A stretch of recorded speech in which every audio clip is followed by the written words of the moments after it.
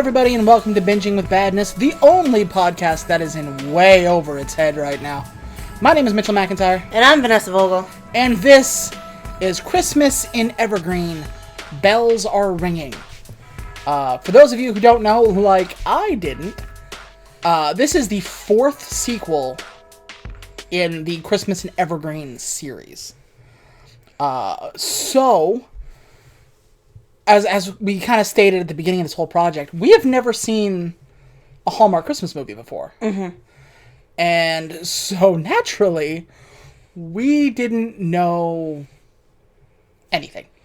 And unlike the Godwink Christmas movies, that also was a series, this had, like, the same recurring characters and, like, the same actors, and there were plot lines, and I didn't know any of them.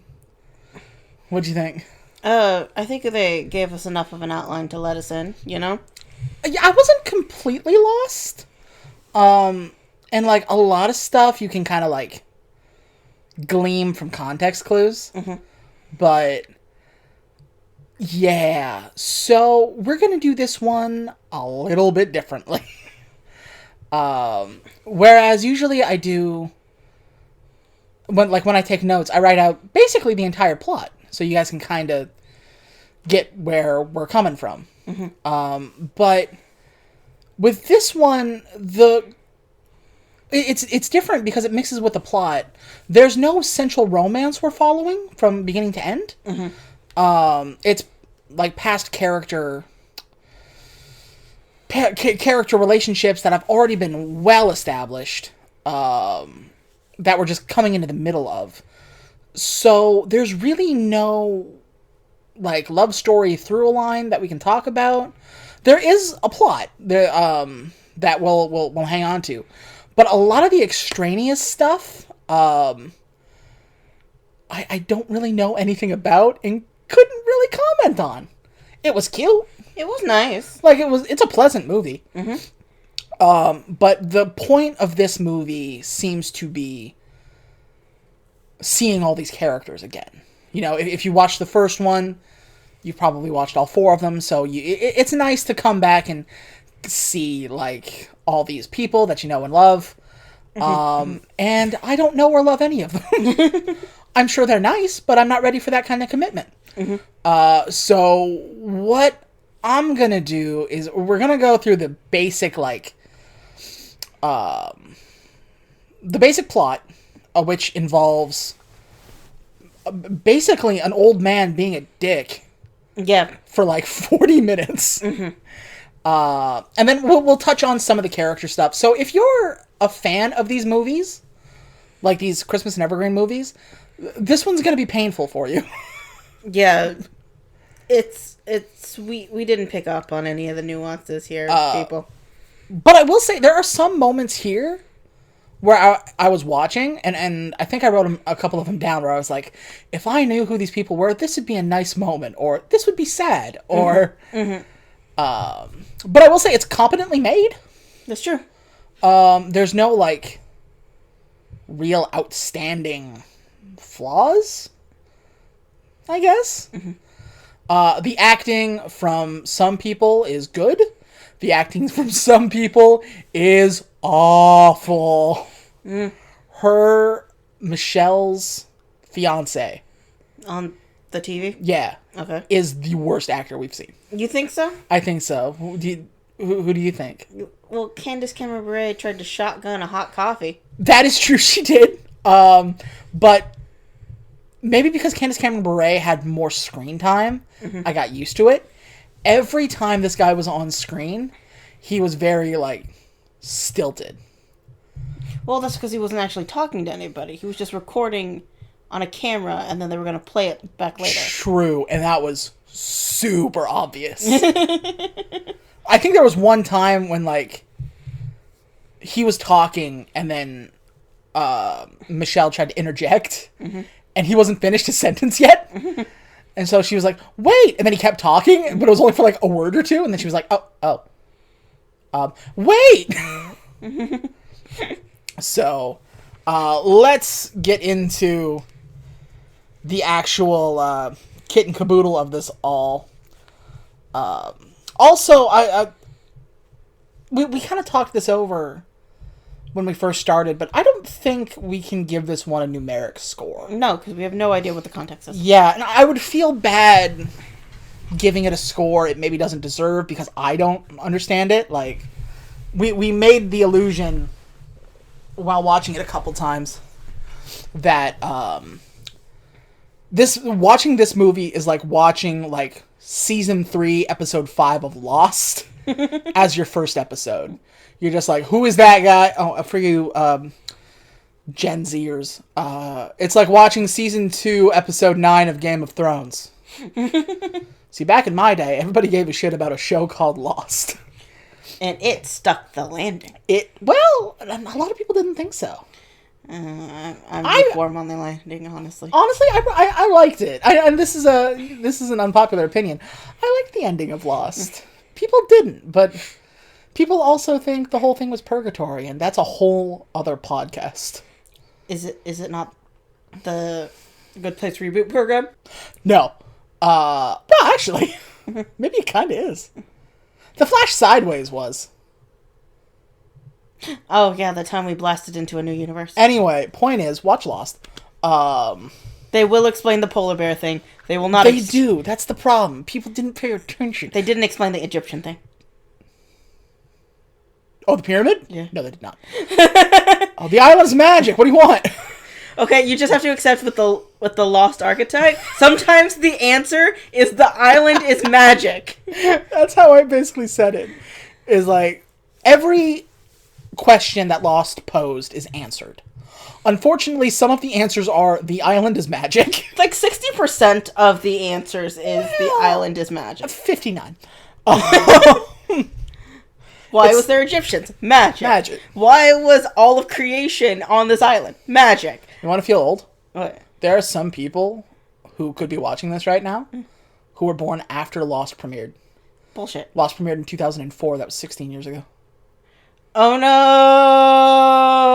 Yeah, they're in high school now. Okay, so all of this makes no sense to you, so let's just throw some stuff at you. Why was there a bunker? There was a very good reason for that. Mm-hmm. Why couldn't women get pregnant? Very good reason for that.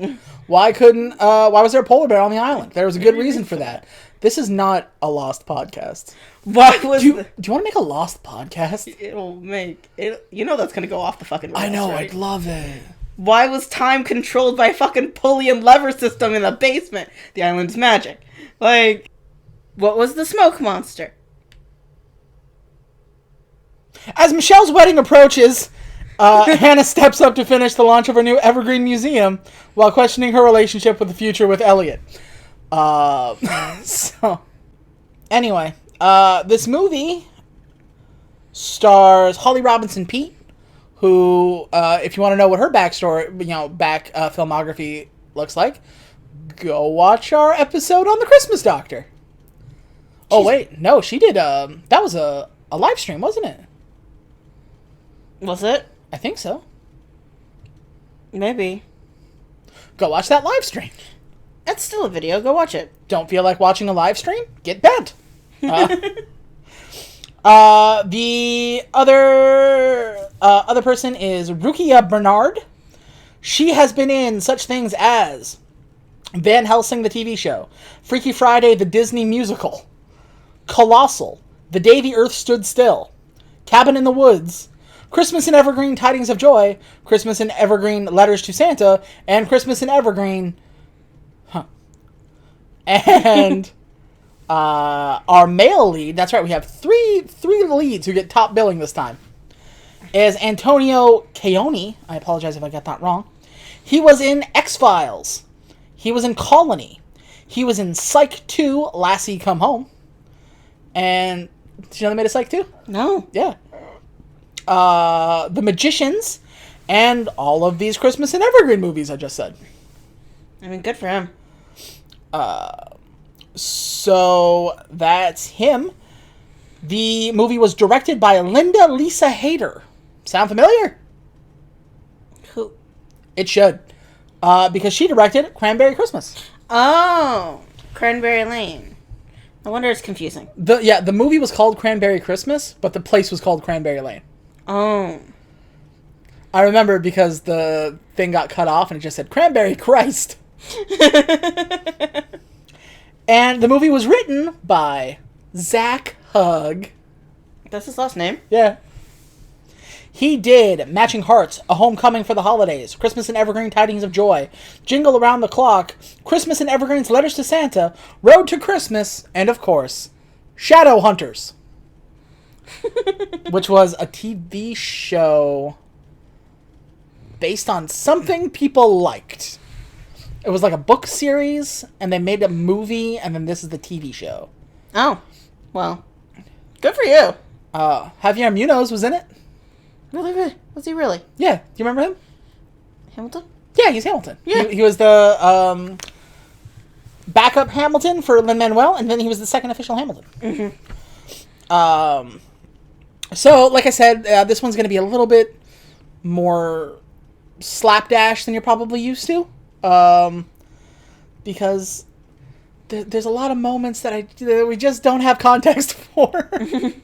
But I believe there's 2 snowball fights. So, That's fun. if you're into snowball fights, Real snow. that is true. Yeah. But there's okay, we'll get to it. But there's a scene when Holly Robinson Pete's character is outside in a strapless dress, just sitting down and talking to somebody. You remember what I'm talking about? No. Where... When their vow thing. Oh, yeah, when it was nice and glittery and whatever. Yeah. Like, even if there's no snow on the ground, you gotta be cold. That's true, because this is very clearly a place that snows. Is it So, ever stated where Evergreen is? Evergreen's the name of the town. yeah, I don't think it is. I don't think so either. Some place where evergreen trees grow. You know. I had Oregon feelings. Oh, it doesn't snow in Oregon. Northern Oregon. Oregon. You mean like on the mountains? Yeah. Eh. Around there. It snows in true. Bend. Look at how many videos and photos we get from our friends out there. That's true. That is true. Bend is a real place now. It used to be a pretend place. That's true. Anyway, so curtain up. We get a storybook opening kind of filling us in on who these characters are. And it's weird because it starts with like a jolly old man who I was pretty sure was Santa. And then he's like, remember all these people? Actually, it starts once upon a time. Well, fourth upon a time. That's kind of funny. It's like, remember all your friends? They're back. And then our main character like pushes him aside. He's like, I am here to do the narration now. And he's like, okay. I'll fuck off then. I've got to go Deus Ex Machina the plot. BRB! Yeah, so he really does too. Is he Santa? Yes! Like, canonically? Yes! Alright. That's all I need. His name is Nicholas, and look at his facial hair! I know. If it's not, it's on purpose. Anyway, so our main character, whose name is Hannah, runs us down the previous 3 movies. All we really have to know is it ends in, and they fell in love. 3 different couples, 3 different love stories. Wild guess on how this one ends. So, Hannah, our main character, and our narrator for right now, fell in love with her best friend from the last movie. And this movie is going to be about her sister Michelle's wedding. Or at least it was supposed to be. It was supposed to be. And I was... So... I guess it doesn't matter, right? Michelle's played by Holly Robinson Pete. Yeah. She got engaged last movie. This movie was supposed to be her wedding. That's why it's called Bells Are Ringing. I believe it's Wedding Bells. But something happened. I believe the script needed to be completely rewritten. Because her fiancé is not in this movie in person. No. Every single shot of him is through Skype. Basically, they worded out that, like, he has to make it home or from wherever he's at for this wedding. And there's a snowstorm, and he can't do it. And so, you know how this ends. Oh, I don't think I'm going to make it. The snow's really coming. Oh, gosh, who knows? I might not make it. Sorry, honey. Looks like it's going to be our last Christmas. Oh, Lord. And then he makes it at the end. He doesn't make it at the end! No, he doesn't. Like, that's how this sets up. Is he can't make it. And then, like, they even do a thing where he's, like, helping people out. Mm-hmm. It's like, we're getting people to high ground as much as possible. What kind of fucking snowstorm? Well, you grew up in a place where people had like 17 feet of snow overnight. Yeah, like, but we've never been like, get to higher ground, Mabel. Who the hell's Mabel? Dipper's sister. Oh yeah. But yeah, so that's this whole. Also, Michelle is the mayor of the town, I guess. Yeah, that must have happened in one of the movies. That feels like a movie plot. But you wouldn't really tell. That does feel like a movie plot, doesn't it? Yep. So yeah, I thought this whole movie was building up to them, and then they get married at the end. He basically says, I'm definitely not going to make it. Sorry, honey. Mm-hmm. And she goes, that's okay. You know, it doesn't have to be around Christmas. I get married to him in July. Sure. That's not a huge sacrifice, but okay. I mean, in Evergreen, it possibly is. The town was ready to throw down about Christmas. That's true. There's a scene where they're in a diner. And is it Michelle's parents or It's parents-in-law? No, it's her father and his new girlfriend. Oh, okay. I didn't catch that. I'm sorry. Yeah. So they show up, and she's like, oh, well, you guys can stick around and see our Christmas museum. And they're like, oh, I don't know if we'll be staying until then. To be honest, Christmas, we're not very big on Christmas. And everybody in the diner stops and they're like, their forks fall. and they stare them down. It was like a scene out of Get Out. And Hannah kind of looks around and goes, maybe don't say that out loud here. That is the funniest joke in the movie, and honestly, maybe the funniest joke we've seen so far.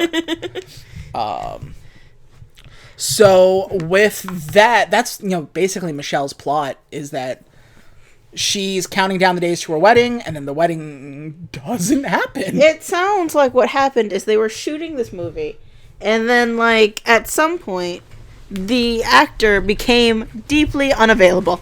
Like, but they were already like, we already shot 3/4 of this movie. Yeah, I kind of wondered.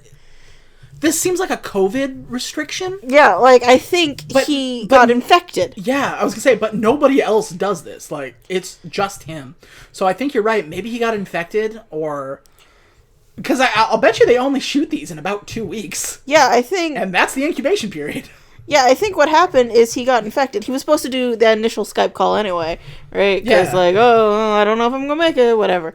And, like, they already shot, like, most of the movie. And then he's just like, guys, he popped positive. He can't come. Or even if he didn't. Like, it's just, he's got to stay quarantined. But he clearly shot all of these scenes into a mic via Skype. And they're like, we'll just edit it in. And he's bad. Well, he has no one to work off of.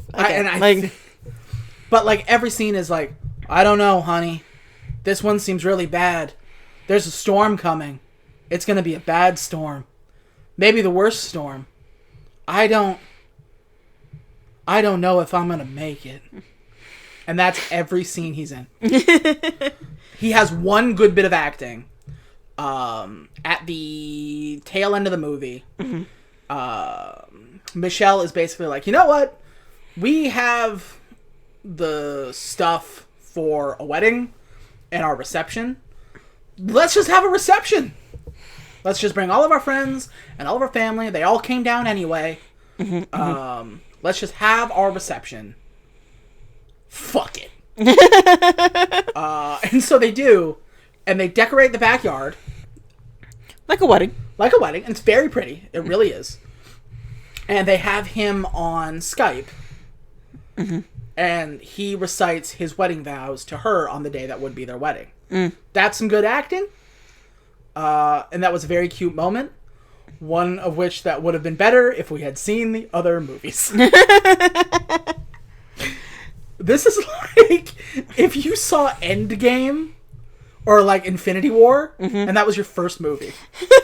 Like, when the snap happens and everybody disappears, you're like, this is sad. I guess this is sad, but everybody else seems sad.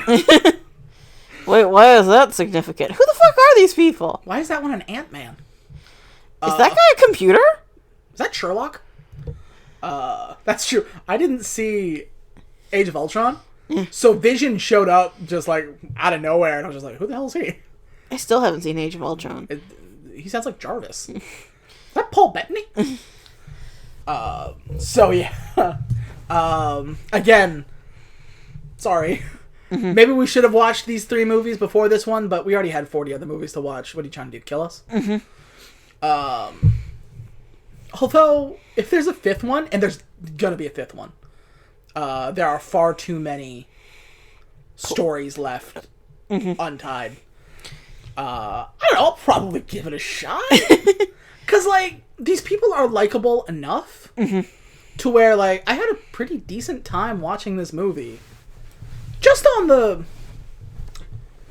strength of the characters. It's okay. Yeah, I mean, it's pretty okay.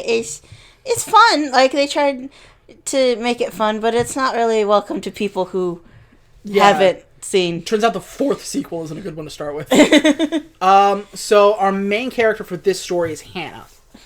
Hannah seems to work nowhere for the first little bit of the movie. I guess. She might work at her boyfriend's store there. Right. And there's a scene where Michelle... Is it Michelle or Melissa? It's Michelle, right? It's Michelle. Okay, I thought so. I'm second-guessing myself. Talks to Michelle. And Michelle is just going about how busy her life is. And she's like, oh, you know, we have this Christmas museum, and we changed the factory, and now it's a museum. And, you know, I have my wedding, and I have this, and I have that, and I'm also mayor now, so, like, that's really tough. I got so much stuff to do. If only I had somebody to help. And she's, like, seriously, like, giving out the vibe, like, maybe, And Hannah's first thing is like, yeah, but soon this museum will be awesome. Oh, thank God you're here. All right. So eventually she just flat out asks, hey, do you want to run the museum? Because this sucks. Hannah's big thing is that she doesn't have, or she doesn't know what her mark is on the town. Everybody's got like a thing. I guess. And so she asks around, and they're like, what's my thing? What do people think about me? And they're like, you're great! And she's like, well, what does that mean? You're just great. Like, so I don't really have a thing? Well, you're nice. You help out a lot. And I guess that's a bad thing?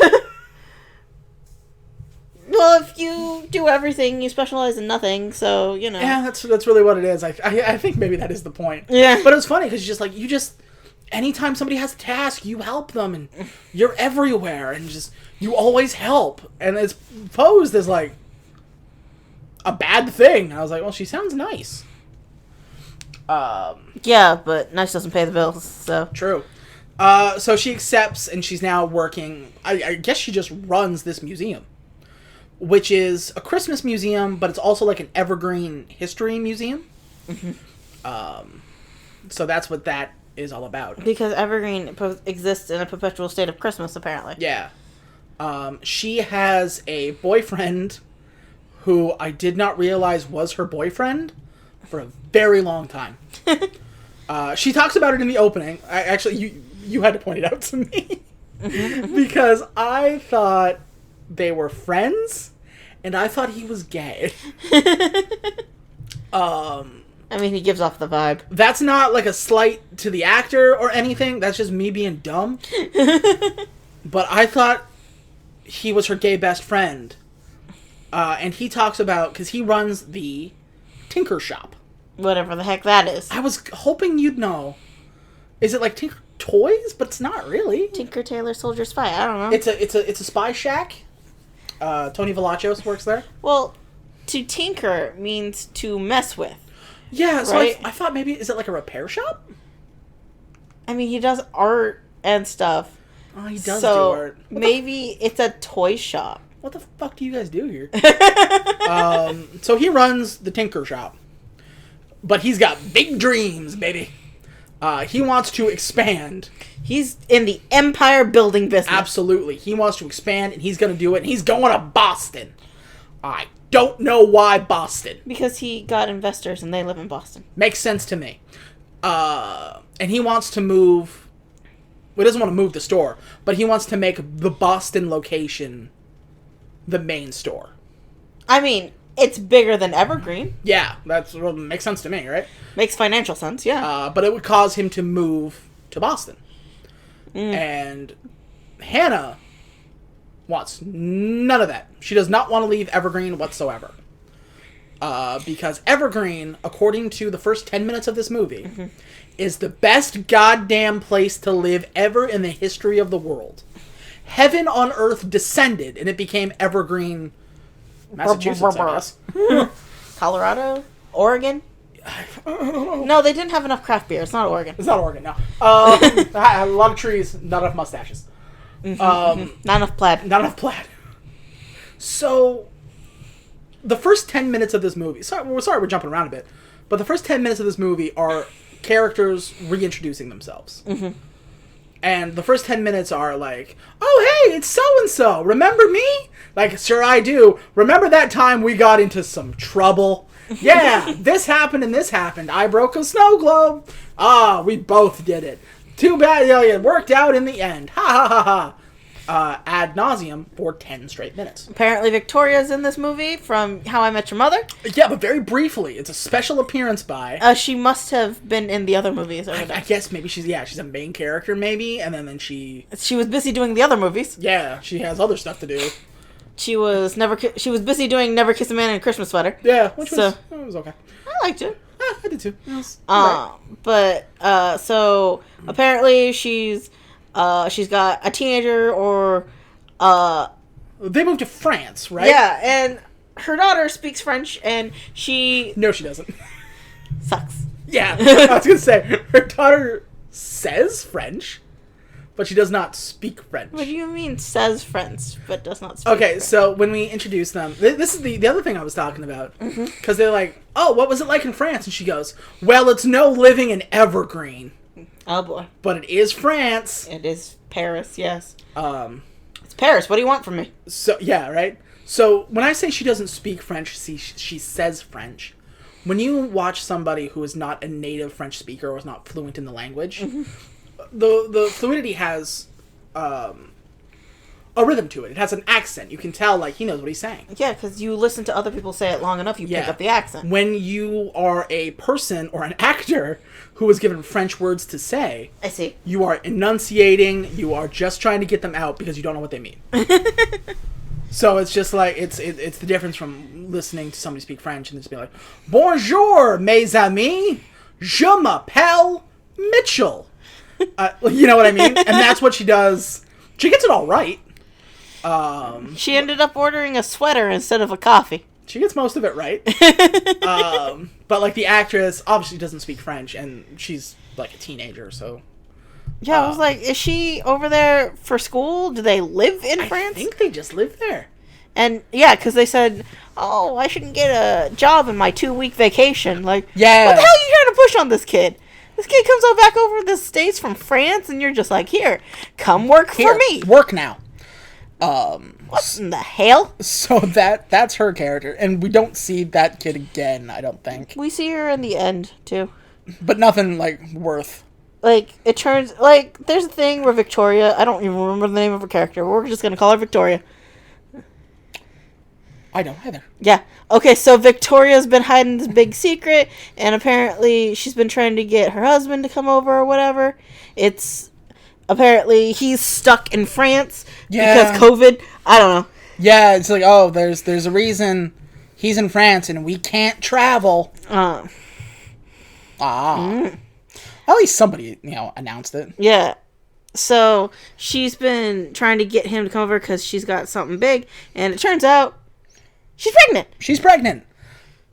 This is the extent of her storyline. At the beginning, she's like, there's a secret I'm hiding. And then at the very end of the movie, she's like, I'm pregnant. All right, thanks for coming. Which I imagine if you spent 4 movies with this character, it's probably a big thing, right? Yeah, so... And she does say, like, I'm pregnant, so I'm gonna be a mom again, and you guys are gonna be grandparents. She didn't say again. That is her daughter, right? I thought maybe adopted? Is she your stepdaughter? Oh, that could be it too. Like, is this kid the daughter of her husband? Of the husband? That, you know what? That might be it. We're trying to retroactively piece this together. If you guys actually know, drop it in the comments. Yeah, God, that's a good point. Yeah. I think that might be what it is. So, yeah, that's why it's big for the grandparents. Yeah, that's why, like, the grandpa cried, and... Well, he didn't really cry, but he did the cry motion. Yeah, and Grandma was just over the fucking moon. Yeah. So, major plot is this Christmas museum, or this Evergreen museum, is almost finished, and it's about to open. But then some old white cunt shows up, and he's... I get, like, he shows up, and he's like, oh, you've redecorated. I don't like it. I'm going to shut this place down. And they're like, who the fuck are you? And he's like, I'm Sir Reginald P. Copperbottom, or whatever his name is. Cooper. Jeb Cooper. Jeb Cooper. Jeb will fix it. Jeb Cooper, and he used to own the building. This building. This building used to be a factory. For hats. For hats. It used to be a hattery. And according to this guy, he was the last owner. Therefore, he owns part of the building, and he never signed the contract giving it over. There's 3 major owners, a set of twins, who are the twins in a series of unfortunate events. Yeah, they're the pale-faced women. They're the pale-faced women. That's a good show, by the way. Go watch that. Neil Patrick Harris is great. Yeah. So there's the 2 twins, and then him. So 2/3 of the place, I guess, went to the town, and then a third, he's the outstanding vote. Mm-hmm. And he's an old curmudgeon, and he's basically Scrooge. To the point where they say out loud, he is a Scrooge. Mm-hmm. I'm going to tell you what I told If I Only Had a Christmas. It's not an homage if you say it out loud.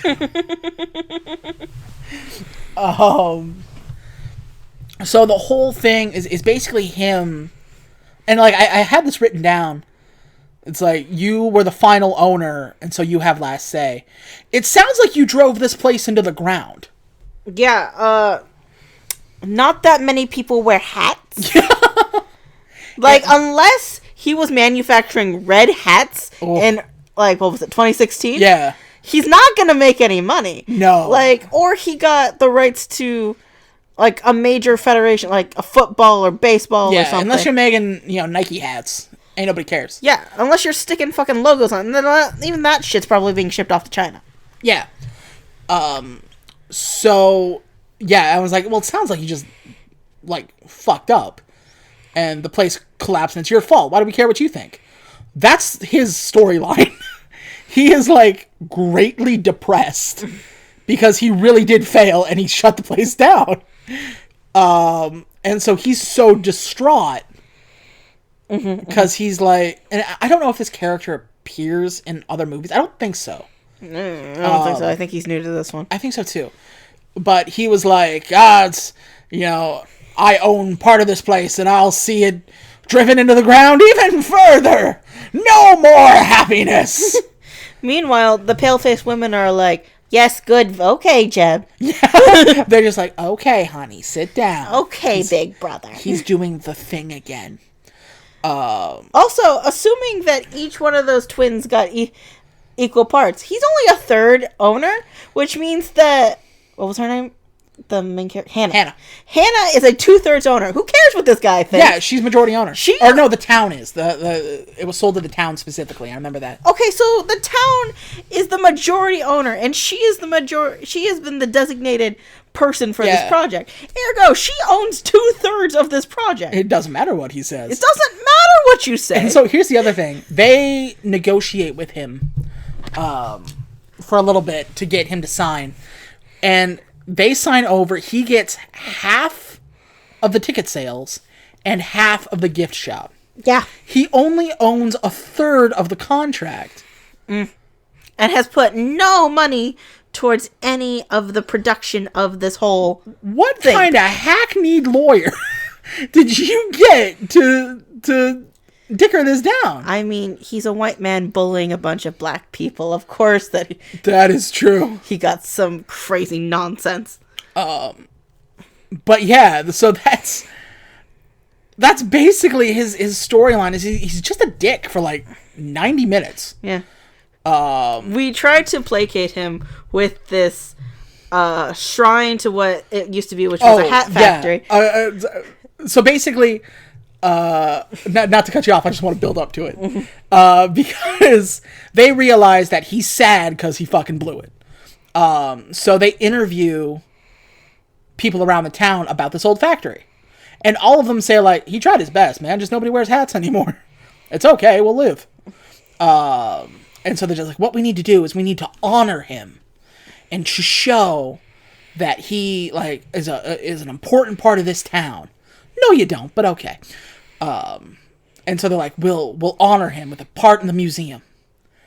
And so, like you said, they're just like, they build this thing up as this shrine and this honorable thing. It's like, this is where you like your family. This is where everybody will go to pay respects and how great you're doing.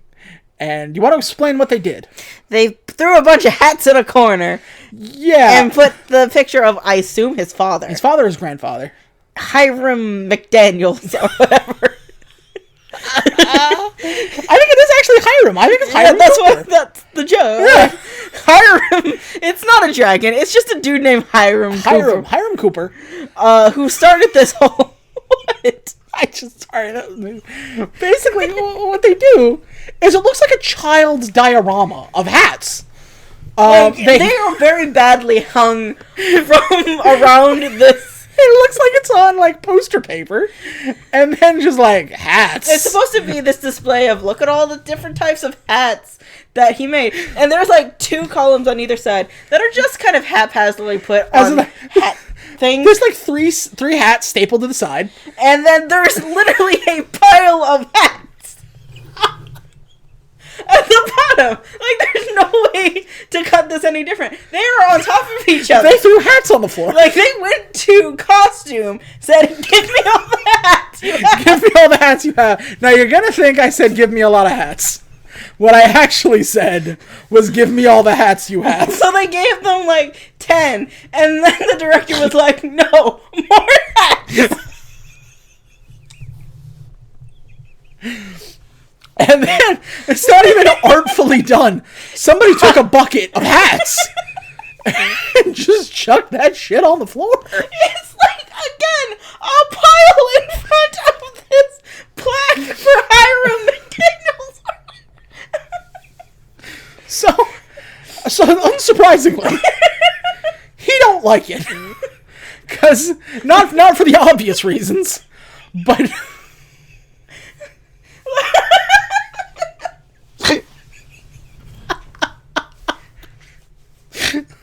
Sorry. He doesn't like the hat wall. Hat pile. The hat pile, excuse me. Pile of hats. I just imagine it's just like a mountain of hats with like a wooden sign sticking out of it. Just this pile of hats. With a plaque on it. They put a plaque on it. Excuse me, you're right. How dare I? It's all for a 5-headed dragon named Hiram. Yes. You're right. I'm being disrespectful. So he doesn't like it, and he's like, you're making fun of me. And it's like, yeah, we threw hats on the floor. He goes, no, people are going to see this and think of what I did. You're trying to shame me. I'm destroying everything. I'll never sign. Drive me back to the train station. Now drive me back. Because Uber doesn't exist in this universe, I So guess. he gets into the lady's truck for what must be the most awkward ride to the train station I've ever been a part of. It's the only way in and out of this town via train? I guess that's easy for his old bones. Okay, but I looked up the cost for Amtrak. That shit's expensive. Yeah, it is. So he gets on. They go to the train, and then the truck breaks down. And I guess it's a very temperamental truck. Well, it is the picturesque, just like, I want a truck from an old town. It's this truck. It looks like the same color and everything. Like, what was his name? Thomas Kincaid paints a truck. It's this fucking truck. It's this truck. And it breaks down, and he's like, oh, what now? How must everything go wrong? How? And then Santa shows up. Yeah. If you're wondering where the heck rest of Hannah's family is when they should be here trying to save the museum/hat factory, they're at home arguing about the plot of It's a Wonderful Life. Yeah, that comes up twice, and that's strange. Yeah, like, they're like, why is there a crow and a monkey and a bank? And it's just like, don't fucking question it. Shut up, that's why. One of them's just like, why doesn't he just leave? That's the point of the movie! It's, again, much like Lost, all of these questions can be answered by watching the movie. The bank is magic. The bank is magic. Okay, so Jimmy Stewart is an ageless deity, and the bank is a cork, basically, keeping the... Anyway. And the monkey represents prosperity. Exactly, and the crow represents feathers, idiots. They're both named Annie's boobs. Come on. I miss Community. I know you do. Anyway, so Santa shows up, and he's like, ho, ho, ho, I'll help. I think it's Nick in a costume. Yeah. But he's just Santa, like... Okay, you have to understand that this dude named Nick has periodically appeared throughout the film, and he looks how you imagine Santa. Yeah, Santa on his day off. Yeah, like, he's 6 foot tall, he's got the whole facial hair, Yeah. It's like, that dude's Santa. And he shows up and does nothing. But it's implied he does everything. So old man is just like, I saw tools back at the museum. It'll take me 5 minutes. I'll go myself. And so they let an octogenarian walk, 5 minutes to the thing. Well, he told us to go fuck ourselves with our hat monument. With our hat, yeah. So, he can We worked 20 minutes on that hat monument. You know how long it took to convince costuming to give us all the hats? It is priceless. Literally worthless. You leave our hat monument alone. Anyway, he was an asshole, so Anyway, he wanted to get it himself. He's mad about hats. So he walks back, and they're playing the video they made Earlier in the film.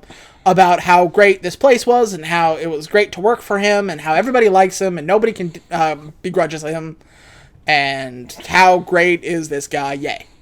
So he comes back and does a complete 180 heel face turn, and he's like, everything's wonderful, I love Christmas, of course I'll sign, and you get all the money, I'll take nothing, I give up. Shouldn't Hannah just be leaning over to anyone who can hear and be like, oh, he crazy. Did he hit his head? Who said what to him at the factory? So, and then when I say Santa, he does nothing, but it's implied he does everything. There's a magical musical cue, when he shows up With the contract. With the contract, and so he is Santa. Yes, Nick is Santa. Yes, and we're just all okay with that. Yeah, I mean, me and Sierra determined that Santa's actually a feminist witch in the North Pole using capitalism and slavery to cover up the fact that she's a witch who lives in the North Pole, so why not? Well, we all knew that.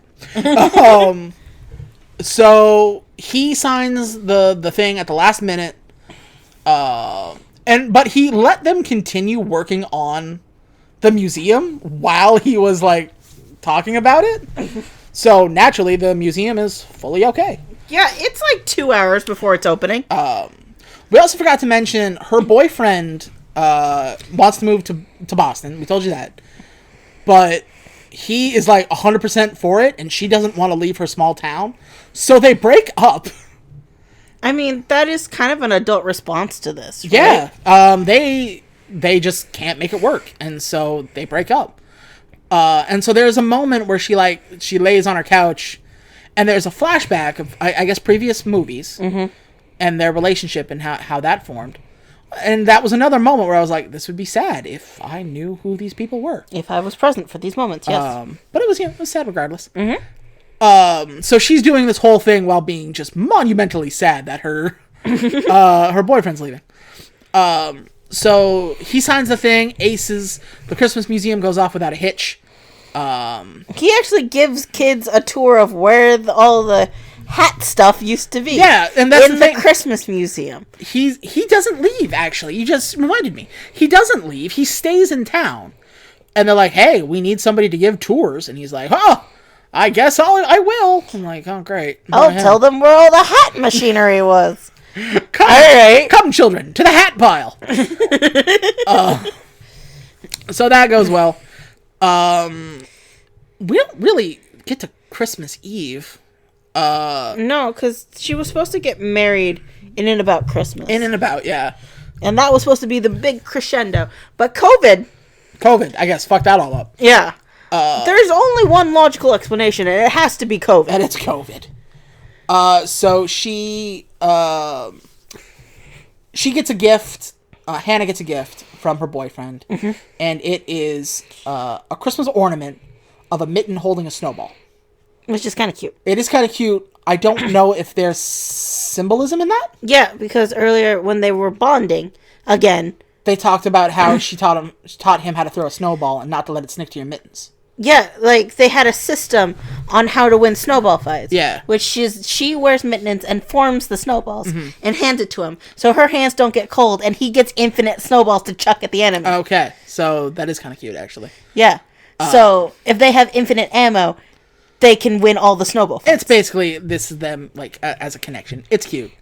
And so he arrives, and he's like, it's all about the presentation. And she's like, this is cute. Please go away. He goes, no. I must explain.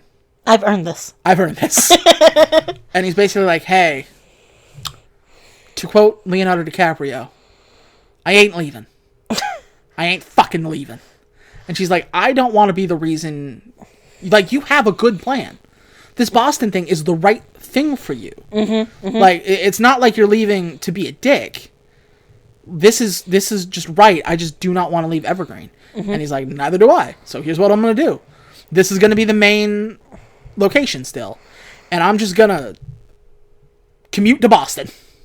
What in the hell? Which is the plot resolution to 90% of these movies. What if I just commute? Yeah, that really is. Okay. I mean, unless this Evergreen is located within spitting distance of Boston, yeah, dude, you are going to be on a lot of business trips. But like, whenever the plot relies on, well, my job is here, but my love is here, what'll I do? The answer is he's gonna commute.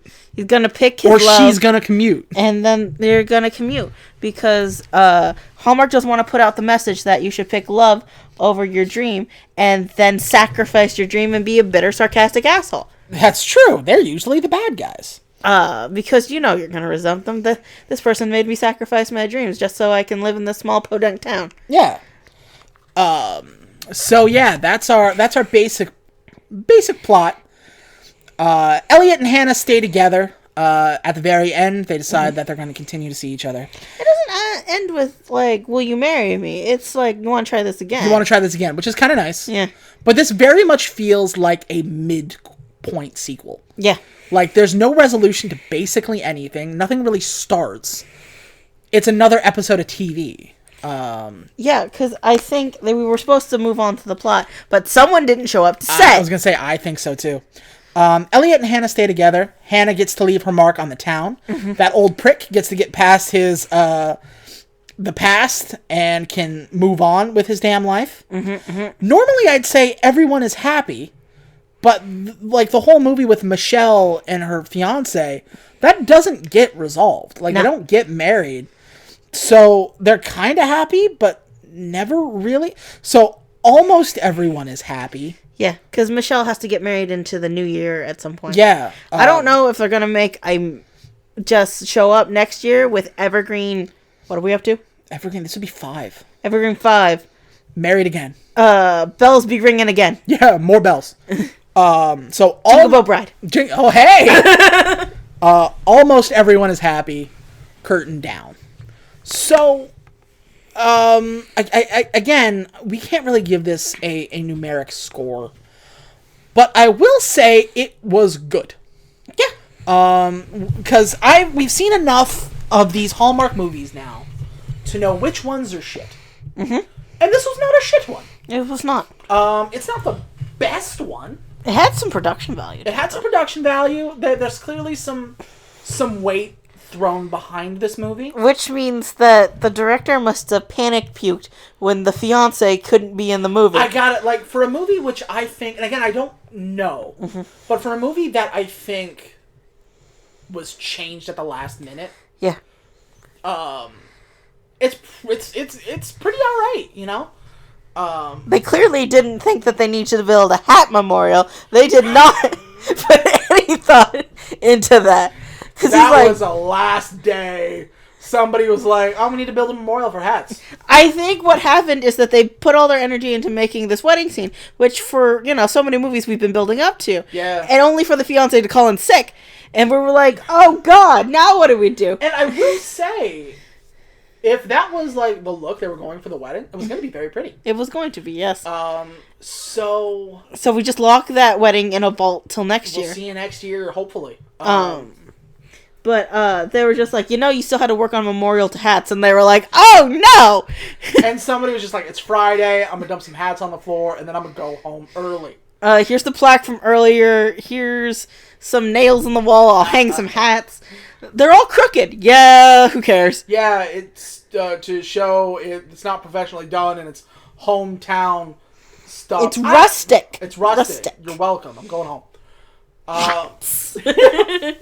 So, yeah, overall, I would say it's good. It's a good Hallmark movie. Mm-hmm. I enjoyed it. I'm probably not going to go back and watch the other 3. But if it's on, If you liked the other ones, I'm sure you'll like this one. Yeah, I don't see... maybe, just one of these is just a horrible character assassination. But we didn't see it. So, if you like the other 3, you're probably going to like this one. Mm-hmm. But if you expect some sort of... character movement, character growth, or scene, some sort of ending, some sort of sense of catharsis in one of these storylines, you're not going to get it. Basically all you need to know is Hannah now has a job and Victoria's pregnant. Yeah, that's true. You'll feel about this movie the way I felt about John Wick 3. Great movie. I expected an ending. That's true. But we're moving on to another plot. Yeah. So I was left bereft. Bells Be Ringing Part 2. Yeah. Christmas in Evergreen. Bells be ringing. Women be shopping. Bells be ringing.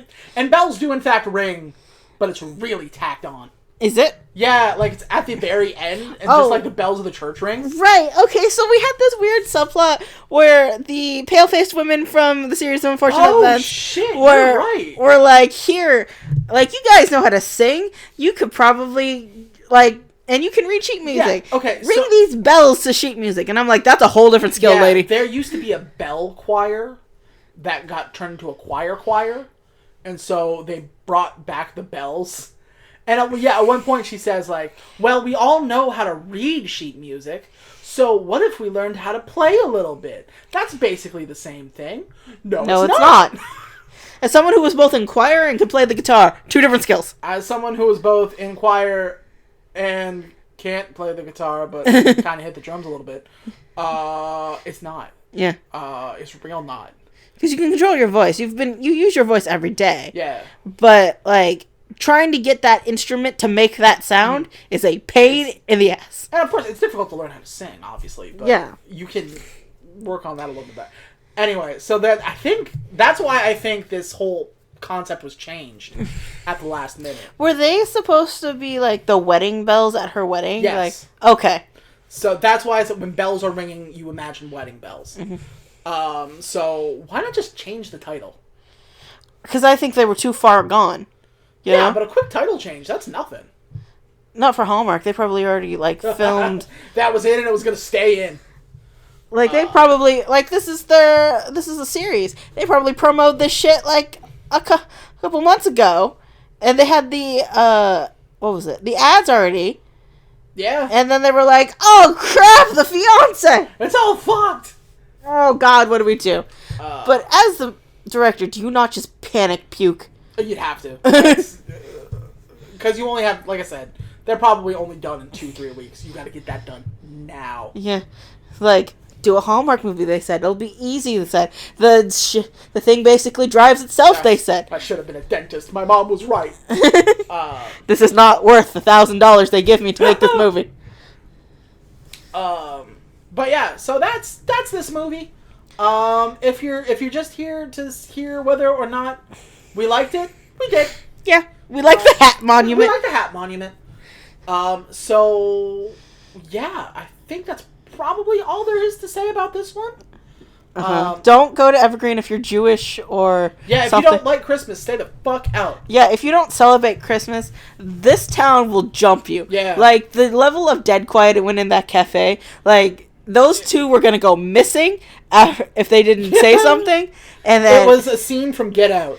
And then, the cops would be like, whatever happened to them? They've been missing for 2 weeks. And everyone in that cafe would be like, I don't know. We saw them leave, and they were never seen or heard from again. Rest in peace. So that's pretty much all I got to say, kids. Yeah. All right. So that's what we got for this one. If you are still with us and you want to know what we got coming up tomorrow, we are watching another series. I don't know if this is a continuation like Evergreen or if it's an anthology like Godwink. But we are watching Time for Us to Come Home for Christmas, starring Lacey Chabert and Stephen Hauser. This is a series that is like time for blank to come home for Christmas. Time for you to come home for Christmas. Time for me to come home for Christmas. Time for us to come home for Christmas. Oh. We talk about them occasionally in other people's filmography. Oh. So we will be watching. That is a Hallmark movie, a mystery movie. So you know what that means. It's bad. I was going to say a live stream, but yeah, it's bad. It's probably not going to be great. So if you want to watch it with us for whatever reason, God bless you. You can show up tomorrow. That is Sunday, December 6th at 3 o'clock, 4 Central. 6 Eastern. Watch it before you watch NXT TakeOver War Games. War Games! War Games! So that should be a lot of fun. And then after that, on Monday, we have Christmas, She Wrote. Which is, again, not a Murder, She Wrote spin with Christmas. Yeah. But it's just, what was she? She's writing a book or a journal or something. They're just literally an author. It's not nearly as fun as Murder, She Wrote. What if murder, but at Christmas? Come on, guys! And that'd have been fun. It could have been a pretend murder. Like, oh no, who murdered this pretend person? And they're just who murdered the Christmas tree? Oh no. And then they're like, shh. I'm like, I know, it's for the kids. Yeah. So we have that.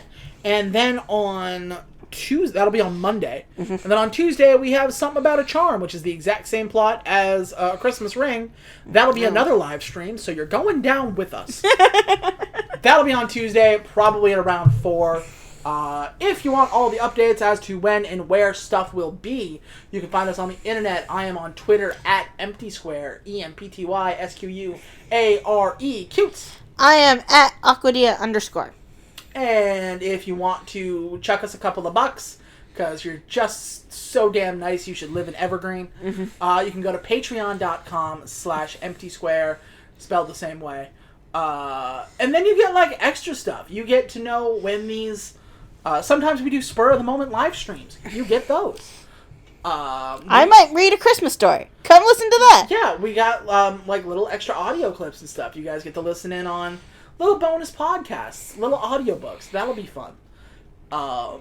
So patreon.com/empty square. At any level, you get cool stuff. Because we appreciate you. Because that's what we appreciate about you. Because that's what we appreciate about you. But yeah, I think that's it from me. Cutes, should they watch the thing? Yeah. If I will say yes, but only if you watch the first 3. Yeah, if you're making a time commitment with the first 3 already, just go for it. Yeah, just if you're gonna watch it cold, I wouldn't. No. Because I'm like, it's not how it's supposed to be watched. But it's okay if you do. Don't watch the third Lord of the Rings without watching the other. The first 2. I mean, it's cool, but why are they fighting? Like, yeah, if your significant other has watched the first 3 and wants you to watch this one with them, it's fine. I think you'll be able to follow the plot reasonably well. You'll have a lot of questions like, what in the heck is going on here? Who was that? Why are they mad at each other? What's that? Who got stabbed? No. How is she just now becoming a mom when there is a little girl standing next to her? Yeah, see? Plots that really we should have figured out by now. But we didn't, so here we are. But if you watch the other ones, they didn't have to explain it, right? Yeah. So. But yeah, I think that's it for me. Remember to like, comment, subscribe. Yes, I always forget that. Like, if you can't send us money, that is perfectly okay. We get it. Times is hard, and it's Christmas. So you can help us out immensely by just liking, commenting, subscribing, watching. Just watching it all. Yeah. Watch from beginning to end. Don't skip anything. You can help out. Just keep it repeating. Don't watch anything else. Don't do any of that. Just like, comment, subscribe, all that jazz. We appreciate you immensely. God bless you guys for still being with us after all this. We are on the last 3 weeks. Woo! After this, there are 11 movies left to do. Woo! You knocked that out in a week. We've done it in a week. So it'll be nice to get back to a sense of normalcy. But yeah, so thank you very much for watching. We love you guys very much. Merry Christmas. And we will see you next time. God bless us, everyone. And Tiny Tim, who did not die. Fun fact, that's actually in caps lock. Yeah, no, it's brilliant. Read it. Well, you know what? We'll find out later because we might read it to you. Yeah. All right, bye, guys. Okay, bye. Merry Christmas. Merry Christmas. Bye-bye.